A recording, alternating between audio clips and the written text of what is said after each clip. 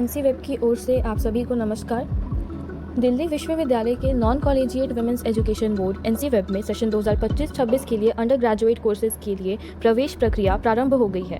UG courses में प्रवेश केवल 12वीं बोर्ड परीक्षा के मेरिट स्कोर के आधार पर होता है और यह केवल दिल्ली राष्ट्रीय राजधानी क्षेत्र दिल्ली एनसीटी की छात्राओं के लिए है।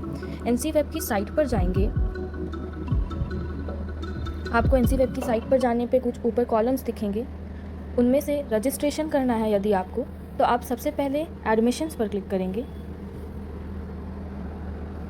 एडमिशन्स पर क्लिक करते ही आपको रजिस्ट्रेशन का लिंक मिलेगा, उसे क्लिक करें। अगर आपका न्यू रजिस्ट्रेशन है, न्यू रजिस्ट्रेशन पर क्लिक करें। यदि आपने पहले से कहीं सोल में या रेगुलर में रजिस्टर कर रखा है तो उसी रजिस्टर्ड ईमेल आईडी से यहाँ लॉगिन करें।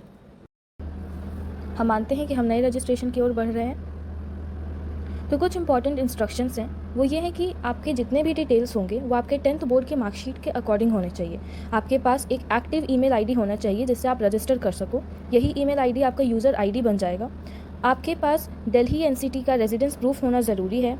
यदि आप ओबीसी या ईडब्ल्यूएस कैटेगरी में आते हो तो उसका जो सर्टिफिकेट है वो 1 अप्रैल 2025 को जारी होना चाहिए या उसके बाद जारी होना चाहिए। अब बढ़ते हैं रजिस्ट्रेशन प्रोसेस की ओर। रजिस्ट्रेशन में सबसे पहले अपना पूरा नाम, सारे डिटेल्स डालेंगे, ईमेल एड्रेस और एक स्ट्रॉन्ग पासवर्ड क्रिएट करें। अपना मोबाइल नंबर इनपुट करें और लास्ट में गिवन टेक्स्ट को टाइप करके कैप्चा वेरीफाई करें एंड रजिस्टर पर क्लिक करें। आपका अकाउंट वेरीफाई हो जाएगा अगर आप OTP जो कि आपके ईमेल पर आया होगा उसे इनपुट करें तो। अब आपका अकाउंट वेरीफाई हो चुका है, तो अब आप रजिस्टर्ड ईमेल आईडी और पासवर्ड से लॉगिन करें। कैप्चा वेरीफाई करें, लॉगिन पर क्लिक करें।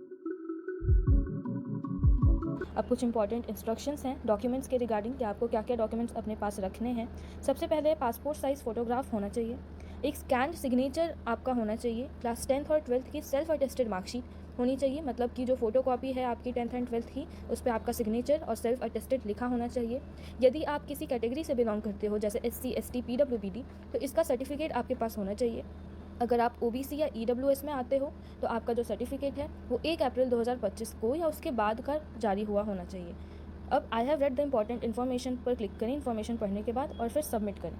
पर्सनल डिटेल्स भरें, अपना नाम, जेंडर, सिटीज़न, कैटेगरी।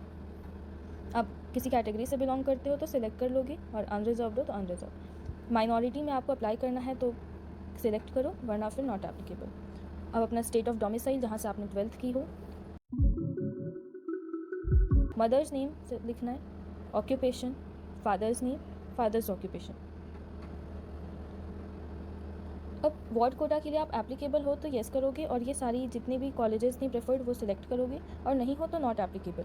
वैसे ही अगर PWBD कैटेगरी में आप आते हो तो PWBD में सिलेक्ट करोगे एप्लीकेबल, और जो भी कैटेगरी है वो आप सिलेक्ट करोगे, और नहीं हो तो नो। और कश्मीरी माइग्रेंट में भी वैसा ही, आप हो तो येस, नहीं हो तो नो।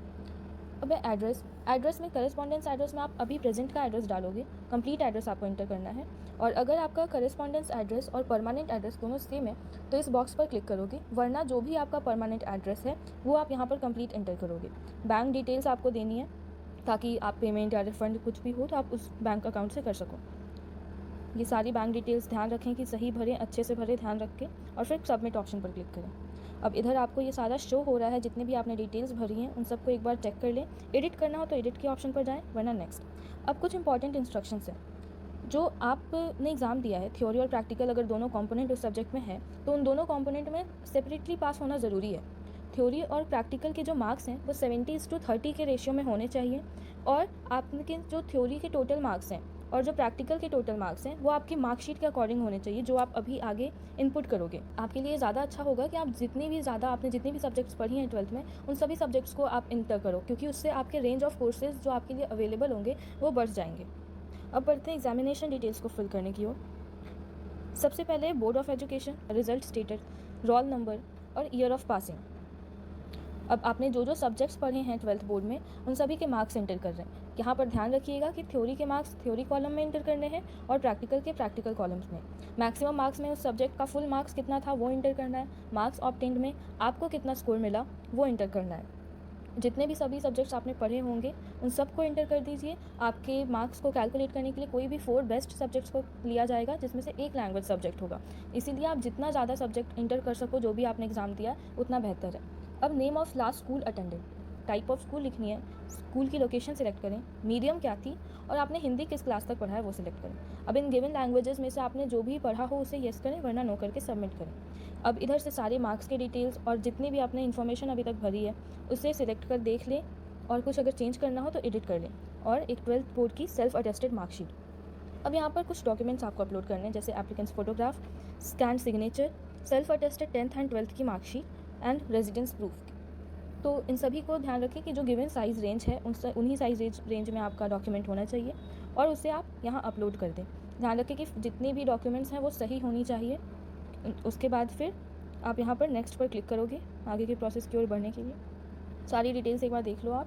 कुछ भी कहीं भी अगर एडिट करना हो तो मॉडिफाई दिस सेक्शन पर जाकर आप उसे एडिट कर सकते हो।